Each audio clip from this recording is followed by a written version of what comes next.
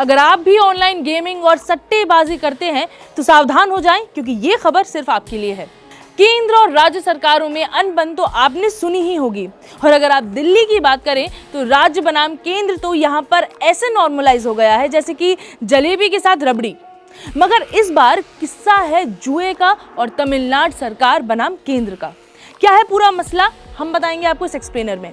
Hello, मैं हूं साहिबा खान और आप देख रहे हैं अनकट। और आगे बढ़ने से पहले हमें लाइक, शेयर और सब्सक्राइब जरूर करें। तो हाल ही में तमिलनाडु के गवर्नर आर.एन. रवि ने ऑनलाइन जुए पर प्रतिबंध लगाने और ऑनलाइन गेम को रेगुलेट करने वाले विधेयक को यानी बिल को मंजूरी दे दी है। बता दें कि मार्च में गवर्नर ने इस बिल की विधानसभा में पास होने के 131 दिनों के बाद मंजूरी देने के लिए मना कर दिया था, जिसके बाद राज्य सरकार और राज्यपाल के बीच टकराव की स्थिति बन गई थी। यही होता है केंद्र बनाम राज्य। सीएम स्टालिन ने बिल मंजूर होने में देरी होने पर विरोध जताया था। तमिलनाडु विधानसभा में एक प्रस्ताव भी पेश किया गया था। इसमें केंद्र सरकार और राष्ट्रपति से आग्रह किया गया कि भैया वो विधानसभा में पारित बिल्स को एक फिक्स्ड टाइम पीरियड के अंदर स्वीकृति यानी कि एक्सेप्टेंस देने के लिए तुरंत तमिलनाडु के राज्यपाल को उचित निर्देश यानी कि इंस्ट्रक्शंस जारी करें। मगर ऑनलाइन गेमिंग पर शिकंजा क्यों कसा जा रहा है तमिलनाडु में, वो भी आपको बताती चलूं।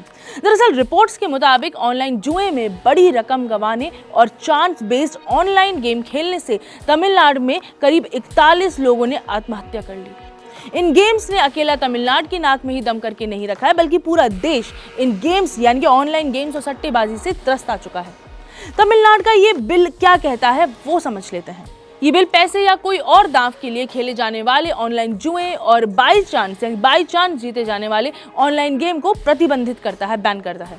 हालांकि राज्य ने विशेष रूप से रमी और पोकर को ही बाई चांस जीतने वाले खेलों में जगह दी है, मगर इसका दायरा और भी ज्यादा बड़ा हो सकता है। ये बाई चांस ऑनलाइन गेम को कुछ इस तरीके से डिफाइन करता है जो मैं आपको बताने जा रही हूँ। गेम्स जिनमें मौका और कौशल यानी कि स्किल दोनों शामिल हो, मगर वही मौका कौशल पर हावी है, उन खेलों को भी लपेटे में लिया जा रहा है जिनमें कार्ड्स, डाइस या व्हील शामिल होते हैं जो रैंडम इवेंट जनरेटर पर काम करते हैं। अब इस बिल में यह भी लिखा है कि तमिलनाडु में अब ऑनलाइन गेमिंग अथॉरिटी भी स्थापित होगी और वो इन ऑनलाइन गेमिंग कंपनियों को रेगुलेट करेगी। जो कंपनियां तमिलनाडु के बाहर बेस्ड है, उन्हें राज्य द्वारा दिए गए रूल्स एंड रेगुलेशंस फॉलो करने ही पड़ेंगे। यही अथॉरिटी उन सभी गेम्स को आइडेंटिफाई करेगी जो बाय चांस की कैटेगरी में आएंगे, ताकि उन पर प्रतिबंध यानी कि बैन लगाया जा सके।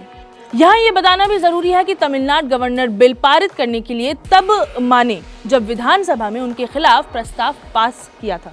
प्रस्ताव ये पारित हुआ कि वो बेवजह बिल्स को रोक करके जो रखे हैं तो उनको पारित क्यों नहीं होने दे रहे।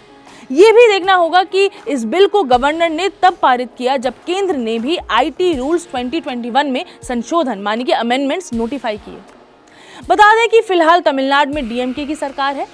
पिछली एआईएडीएमके सरकार ने भी ऑनलाइन गेमिंग को रेगुलेट करने के लिए इसी तरीके का एक कानून बनाया था, लेकिन कोर्ट ने उसे रद्द कर दिया था। उसके बाद डीएमके ने सरकार में आने के बाद पूर्व जस्टिस के चंद्रू की अध्यक्षता में 3 सदस्यीय कमेटी बनाई, जिनकी रिपोर्ट के आधार पर इस कानून में कुछ जरूरी संशोधन यानी कि अमेंडमेंट्स, चेंजेस करने के बाद इसे पारित किया। तो अगर आप भी ऑनलाइन गेमिंग के दीवाने हैं तो सावधान हो जाएं, इस पर सरकार ने शिकंजा कसना चालू कर दिया है। ऐसे ही जरूरी कानून और उनमें अपडेट्स या अमेंडमेंट्स के लिए देखते रहें अनकट। मैं हूं साहिबा खान, मुझे दे इजाजत।